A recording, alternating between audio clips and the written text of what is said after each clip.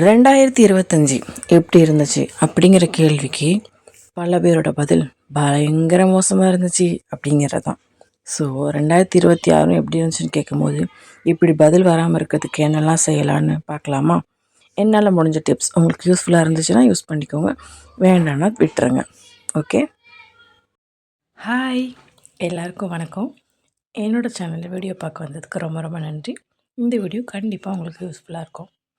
So வீடியோவை கடைசி வரைக்கும் பாருங்கள் அண்ட் சப்ஸ்கிரைப் பண்ண மறந்துடாதீங்க. தேங்க்யூ. ஒவ்வொரு வருஷம் தொடங்கும் போது நாங்கள் குறிக்கோள் எடுக்க தான் செய்கிறோம். அதை ஃபாலோ பண்ண முயற்சியும் பண்ணுறோம். ஆனால் கொஞ்ச நாள் வைராக்கியமாக ட்ரை பண்ணுற ஒரு விஷயத்த எங்களால் பண்ண முடியலை கண்டினியூவாக. அப்படிங்கிற பயமும் குழப்பமும் நிறையா பேருக்கு இருக்குது. இது யூஸ்ஃபுல்லாக எல்லாருக்குமே இருக்கிற பிரச்சனை தாங்க. நானுமே சில விஷயத்த ஃபாலோ பண்ணணுன்னு தான் முயற்சி பண்ணுவேன். ஆனால் 2 நாள் வேகமாக பண்ணிவிட்டு 3ஆவது நாள் போடான்னு தூக்கி போட்டு போயிட்டே இருப்பேன். ஏன்னா அதுக்கு மேலே நமக்கு பேஷண்ட் கிடையாது. ஸோ இந்த ப்ராப்ளத்துக்கு என்ன சொல்யூஷன் சொல்லட்டுமா? நீங்கள் அதை கட்டாயப்படுத்தி உங்களை பண்ணாத வரைக்கும் அதை பண்ண முடியும். எப்படின்னு சொல்கிறேன் பாருங்கள். இப்போ ஒரு சிறு சேமிப்பு எடுக்கிறீங்கன்னு வச்சுக்கோங்களேன். அதுக்கு நான் முழு அமௌண்ட்டும் என் கையில் உள்ள அமௌண்ட் அவ்வளோத்தையும் போட்டுருவேன் அப்படின்னு நீங்கள் யோசிக்கிறப்ப தான் 2 நாள் தான் போட முடியும். 3ஆவது நாள் ஏதாவது ஒரு இடத்துல ஒரு செலவு இருக்கும். ஏதாவது ஒரு இடத்துல நம்ம அந்த பைசாவை செலவு பண்ண வேண்டியது கட்டாயத்துக்குள்ளே போயிட்டுருப்போம். ஸோ அந்த இடத்துல சேமிப்பு அப்படிங்கிற ஆப்ஷனுக்குள்ளே போட மனசு வராது. ஸோ நம்மளோட ஃபஸ்ட்டு பிரச்சனையே சேமிப்பு போடணும், ஆனால் மொத்த பைசாவும் போடணும்னு யோசிக்கிறது தான். நீங்கள் மொத்த பைசாவும் சேமிப்பில் போடணும்னு யோசிக்காதீங்க. இப்போ நீங்கள் ஒரு வெளியே போகிறீங்க, செலவு பண்ணிவிட்டு மிச்சம் வர சில்லறையாக இருக்கலாம், இல்லை 10 ரூபா 20 ரூபாயாக இருக்கலாம், இல்லை 100 ரூபாய் 200 ரூபாயாக இருக்கலாம். இந்த மாதிரி உங்கள் கையில் மிஞ்சிற அந்த பைசா மட்டும் உண்டியலில் போடுங்க. நான் இந்த நாள் முடியும் போது என் கையில் இருக்க இந்த பைசா நான் போட போகிறேன் அப்படிங்கிற ஒரு முடிவை மட்டும் எடுங்க. கண்டிப்பாக அந்த சேமிப்பாக உங்களுக்கு முடிய வாய்ப்புகள் நிறையா இருக்குது. எண்ட் ஆஃப் தி இயர், அடுத்த நியூ இயர் கொண்டாடுறதுக்கு அதை வச்சு கூட உங்களுக்கு செலவு பண்ணுறதுக்கான பைசா சேரவும் வாய்ப்பு இருக்குது. இந்த மாதிரி சேமிப்பை நீங்கள் ட்ரை பண்ணி பாருங்கள். கண்டிப்பாக ரிசல்ட் கிடைக்கும். நீங்களும் ரெகுலராக போட ஆரம்பிப்பீங்க. உங்களையே தெரியாமல், உங்களே அறியாமல் உங்களுக்குன்னு ஒரு சிறு சேமிப்பு ஓடிக்கிட்டே இருக்கும். இதை ட்ரை பண்ணி பாருங்கள். 2வது விஷயமா நீங்கள் என்ன ட்ரை பண்ணணுன்னு பார்த்தீங்கன்னா, நிறைய பேருக்கு இருக்க பிரச்சனையை நான் உலகத்தில் உள்ள எல்லாருக்கும் நேர்மையாக இருப்பேன், உண்மையாக இருப்பேன், இல்லை உலகத்தில் இருக்க யாருக்கும் நேர்மையாக இருக்க மாட்டேன், உண்மையாக இருக்க மாட்டேன். இப்படி 2 விதமான மனுஷங்க இருக்காங்க. உங்களை எடுத்துக்கிட்டிங்கன்னு வச்சுக்கோங்களேன். உங்களுக்கு யார் உண்மையாக இருக்காங்களோ, நேர்மையாக இருக்காங்களோ, உங்கள் மேலே எந்த கலப்படமும் இல்லாத அன்பு செலுத்துகிறாங்களோ, அவங்களுக்கு எந்த ஒரு கேள்வியும் இல்லாமல் உங்களோட முழு அன்பையும் கொடுங்க. நீங்கள் அப்படி கொடுத்தீங்கன்னு வச்சுக்கோங்களேன், ரிட்டன் அவங்க நீங்கள் கொடுக்குறத விட அதிகமாக கொடுப்பாங்க.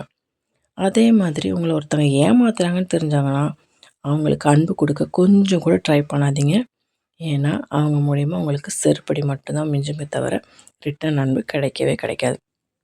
ஒருத்தங்க நம்மளை யூஸ் பண்ணுறாங்கன்னு நமக்கே தெரியுது. அதை மீறி நம்ம அன்பு கொடுக்குறோன்னா நம்ம தானே முட்டாள்.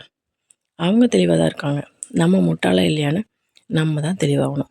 ஸோ அப்படி ஒருத்தவங்களை யூஸ் பண்ணுறாங்கன்னு ஃபீல் ஆச்சுன்னா தயவு செஞ்சு அந்த இடத்துல இருந்து இந்த வருஷமாவது வெளியே வர முயற்சி பண்ணுங்கள்.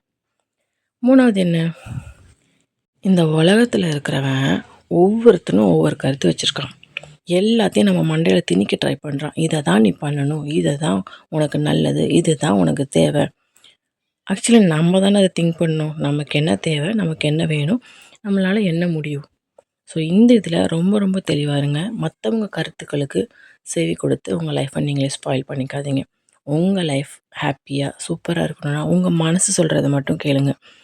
உங்கள் மனசு நீங்கள் ஒரு விஷயத்த பண்ணும்போது இது தப்பு அப்படின்னு சொல்லிடுச்சுனாலே அதை பண்ணாதீங்க. மேக்ஸிமம் தப்பாக இருந்தால் உங்களை அதை பண்ண விடாது. அதை மீறி தான் நீங்கள் அதை பண்ண முயற்சி பண்ணி ஒரு தப்பான இடத்துக்குள்ளே லாக் ஆகிடுறீங்க. ஸோ உங்களுக்கு அது தப்பு அப்படின்னு தோணாத வரைக்கும் தப்பு கிடையாது. உங்கள் மனசு சொல்கிறதுக்கு ஏற்ற மாதிரி நடங்க. அடுத்தவங்க சொல்கிறத கேட்கணும் தான், ஆனால் அது நல்லதாக இருந்தால் மட்டும்தான். கரெக்டு தானே? இது உங்களுக்கு புரிஞ்சிருந்தால் தயவு செஞ்சு வெளியே வந்துடுங்க. 3வது என்னென்னு பார்த்தீங்கன்னா, உங்களுக்குன்னு ஒரு குறிக்கோள் இருக்கும் கண்டிப்பாக. இதை நான் அடைஞ்சே தீரணும் அப்படின்னு. சில பேருக்கு ஒரு நார்மலான விஷயத்துலேருந்து சொல்வோமே, ஒரு வீட்டில் நான் ஒரு பிரிட்ஜு வாங்கணும் அப்படிங்கிறது அவங்க குறிக்கோளாக இருக்கும். அந்த பிரிட்ஜுக்கான குறிக்கோளை மட்டுமே கையில் பிடிச்சிக்கிட்டு அதை வாங்கியே தீருவேன் அப்படின்னு இந்த வருஷத்தை தொடங்குங்க. வருஷ எண்டில் உங்களே அறியாமல் நீங்கள் அதை வாங்கியே தீருவீங்க. ஏன்னா அது உங்கள் ஆசையாக மாறி பிடிவாதமாக மாறி நான் அதை அடைஞ்சே தீருவேன் அப்படிங்கிற பிடிவாதத்தோட உச்சமாக மாறி இருக்கும். ஸோ இதனால் என்ன ரிசல்ட் கிடைக்கும்? நீங்கள் அடைஞ்சே தீருவீங்க. உங்கள் வீட்டில் இந்த வருஷம் எண்டில் பிரிட்ஜுங்கிற ஒரு விஷயம் வந்து தீரும். இதை ஏன் நான் பிரிட்ஜை வச்சு எக்ஸாம்பிள் சொன்னேன்னு நீங்கள் நினைக்காதீங்க. சிம்பிளான விஷயத்தில் சொல்லணுங்கிறதுக்காக. இதை விட பெரிய குறிக்கோளில் நீங்கள் இருப்பீங்க. அதுக்கான முழு முயற்சியும் உழைப்பையும் நீங்கள் கண்டிப்பாக போட்டிங்கன்னா இந்த வருஷம் எண்டில் கண்டிப்பாக நீங்கள் ராஜாவா ராணியா எங்கே உட்காரணும்னு ஆசைப்பட்டீங்களோ அங்கே உட்காருவீங்க. ஸோ உங்களோட குறிக்கோள் என்னவோ அதை மட்டும் கையில் பிடிங்க. 4 பிடிக்காதீங்க. ஒன்றே ஒன்று பிடிச்சி பிடிவாதமாக நான் அது பின்னாடியே ஓடுவேன்.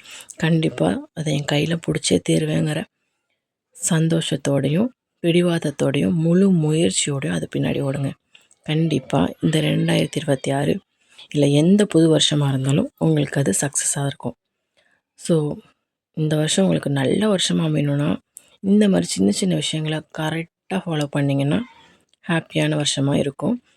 இந்த வருஷம் முடிஞ்சு அடுத்த வருஷம் எப்படி, உங்கள் வருஷம் எப்படி இருந்துச்சு போன வருஷம் அப்படின்னு கேட்கும்போது என்னால் முடிஞ்ச முயற்சியை போட்டு எனக்கு முடிஞ்சதை நான் அடைஞ்சிட்டேன் அப்படின்னு நீங்கள் கெத்தாக சொல்கிறதுக்கு கண்டிப்பாக வார்த்தைகள் ரெடியாக இருக்கும். எதையோ ஒன்று அடைஞ்சிட்டோங்கிற நிம்மதியும் இந்த வருஷத்தில் எதையோ ஒன்று சாதிச்சிட்டோங்கிற சந்தோஷமும் உங்களுக்கு கண்டிப்பாக கிடைக்கும். ட்ரை பண்ணி பாருங்கள்.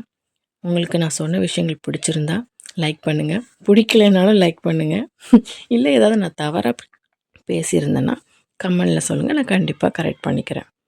ஸோ இந்த வீடியோ உங்களுக்கு பிடிச்சிருந்துச்சு அப்படின்னா லைக் அண்ட் சப்ஸ்கிரைப் பண்ண மறந்துடாதீங்க. உங்களோட ஒவ்வொரு சப்போர்ட்டும் எனக்கு ரொம்ப ரொம்ப முக்கியம். நீங்கள் நிறையா சப்போர்ட் கொடுத்துட்டு தான் இருக்கீங்க.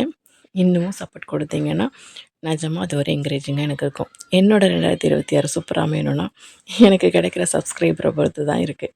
ஸோ எனக்கும் நல்ல வருஷமாக அமைப்பீங்கன்னு நம்புகிறேன். லைக் அண்ட் சப்ஸ்கிரைப் பண்ண மறந்துடாதீங்க. தேங்க்யூ.